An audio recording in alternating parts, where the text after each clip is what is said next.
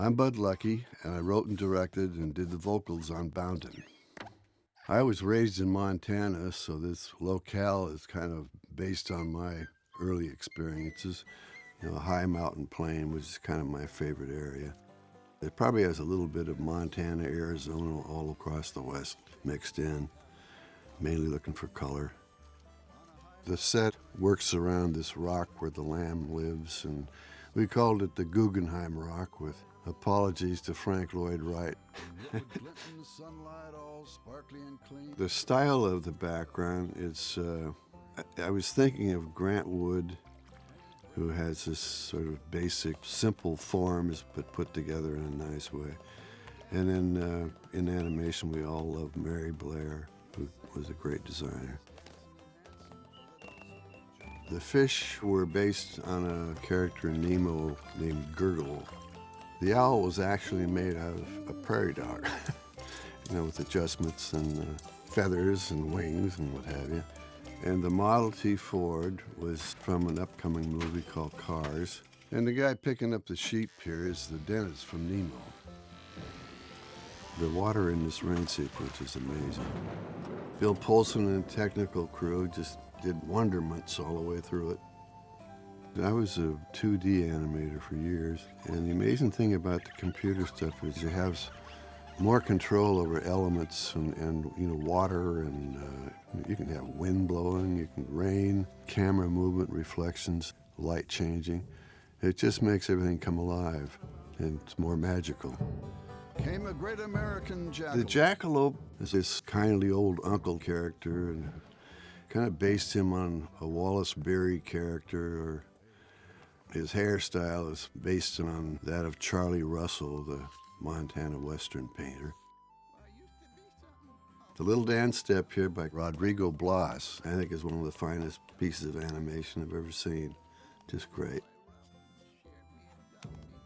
Doug Sweetland and the animators did a great job bringing these guys to life.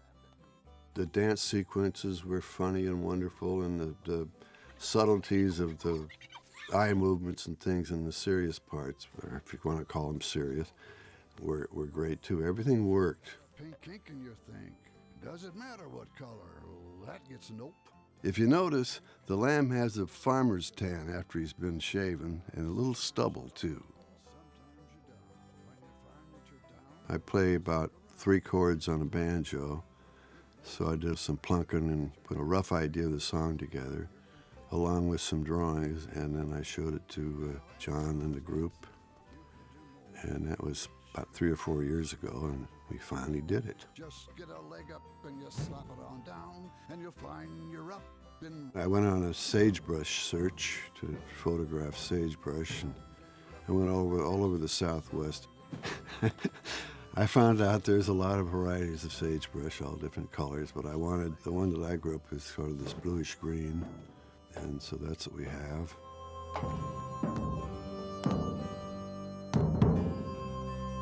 So in this carousel shot, each animator did 2 bounds. Watch the snake. The transition here to winter, he goes into hibernation. The camera follows the lamb around. He's going up while the other characters are going down, so we get kind of a up and down carousel movement. We tried moving the camera up and down, but it got a little queasy. He learned to live with it. He didn't care. He just bound, bound, bound and rebound. And the last scene originally on the storyboard, I just had the jackalope going over the hill. And then the prairie dogs were so much fun that we thought we ought to bring them in at the end and kind of tail it out, and I think it works nice.